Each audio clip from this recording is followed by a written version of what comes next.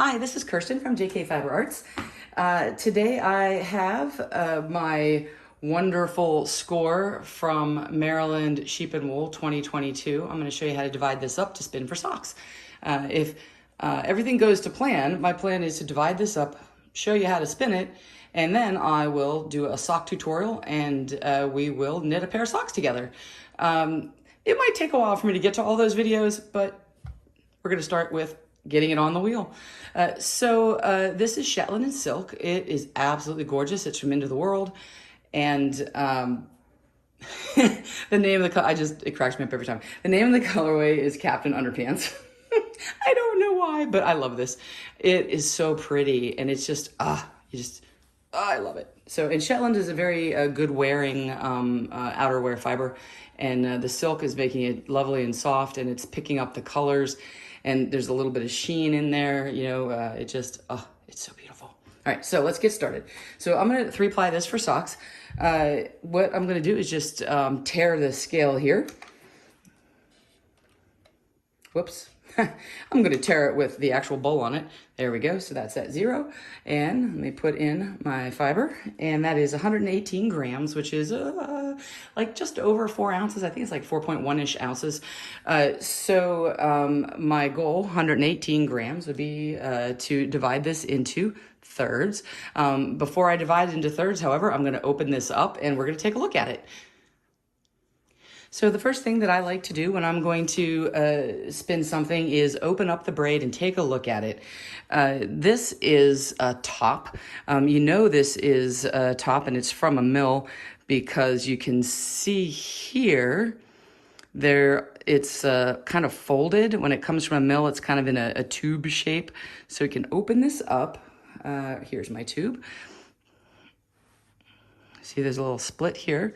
So what I'm gonna do is just open this all the way up and lay it out, and then I'm gonna look at the colors and decide what I want to do to spin this beautiful, gorgeous fiber, the Shetland and silk from Into the Whirled. So I'm going to spread this all out. Okay, so I'm just gonna finish up the opening up of this roving here. So now I have everything open, and it's even more beautiful when I opened it up.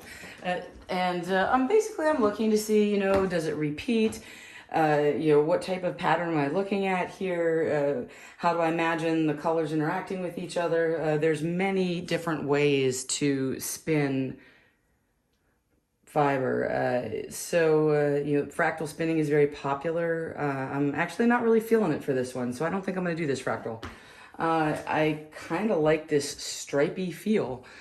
What I'm going to do is 3-ply this. So I'm just going to divide it into 3 equal parts, and I'm going to spin from end to end, and that will maintain these color blocks, and it'll give me a gentle transitioning background stripe to whatever pattern I decide to do on my sock. I think that's gonna look best. Yep, that's what I'm gonna do. We'll do a fractal spin a different time because I just love this, and I wanna keep it together, especially these brighter areas, so that it'll transition from bright to dark. So another way to do that would be to chain ply, but I don't really like to chain ply for socks. I like to do 3-ply. It's sturdy, it wears well, and it will be beautiful. So if you remember, this was 118 grams, so that comes out roughly 40 grams or so per third. The other nice thing, when you have a fiber from a mill, so I opened up the tube and you can see there are these ridges from the pins. You can see the pin tracks through here. Let's see if you can see it better there. Yeah, so you see that? What I'm gonna do is just go here to the end, which I will make on your screen, and just divide this into what looks like thirds to me. This is usually how I start. And what I'll do is just pull off one of those thirds and just follow it the whole way down. And as I do that, if I feel like one is thicker than the other, I will adjust.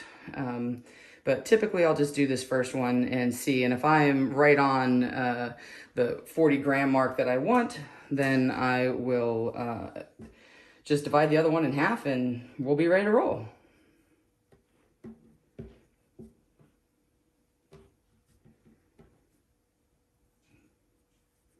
So I do feel like this one's a little bit thicker on the edge than this one, so I might go just a little less here. We'll see. Make sure we're still maintaining about 1/3. Yep, I think that's about right, because the center is a little thinner than the sides, so I'm gonna make it a little less. That's just a feel thing.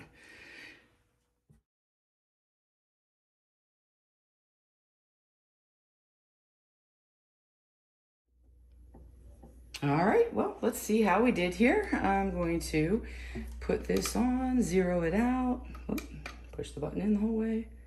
All right, well, let's see if we're close to 39-ish grams. So that says 33, so I probably need a little bit more in there. So I'm gonna divide these other two in half and then see if I need to just peel a little tiny piece off. So I'm just gonna take a very tiny piece, and in fact, probably here is where it looks like it's the thickest, right before I adjusted it. So I'm gonna just peel it right from here and add it to it. I think I'm probably in the ballpark right there. All right, so I did that, put it on there, and that's 4 grams. So, you know, that's close enough, 37, 39. You know, 2 grams in the grand scheme of things is not gonna be much. I am going to add this to this, and what I'm going to do is I would like to keep everything intact in my pattern colors together. So I am going to just match it up from where I pulled it off. So you can see here, so when I come back around to spin it, it'll all be in the same order. Oops, I did that one backwards. It's right there.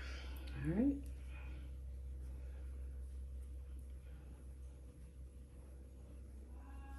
And then we'll be all set. I'm going to split this other one in half. And, well, we'll just confirm how much this one weighs.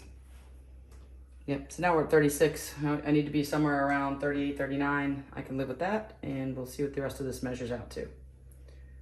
The other thing is that I want to start from the blue end, and so I wound it so that I have the blue sticking out, so I know what I want to spin when it so I have the blue sticking out. Whoops, sorry. So I have the blue sticking out, so I know where I want to start from when I spin.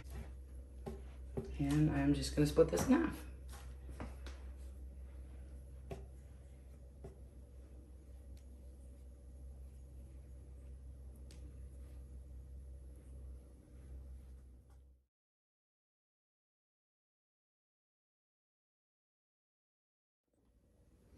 So now I have 39,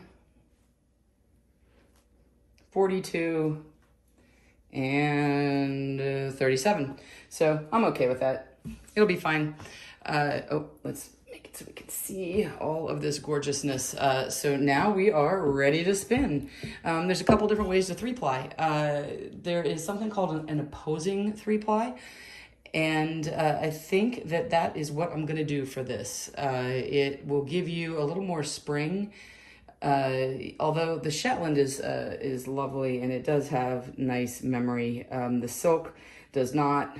I've done this before, typically with full-on wool spins, but it'll be fun to learn. Worst case scenario, it doesn't really add a lot of spring, but basically what I'll do is I'll spin 2 of the singles Z and 1 single S, and then I'll ply them S, and what will happen is the S single, when I apply it S, is going to go in to the center of the 3-ply, and it will have more spin, obviously, because I'm going to be plying the same direction that the S single is spun, and it will give a lot of extra stretch elasticity to your fiber, which is awesome for making socks.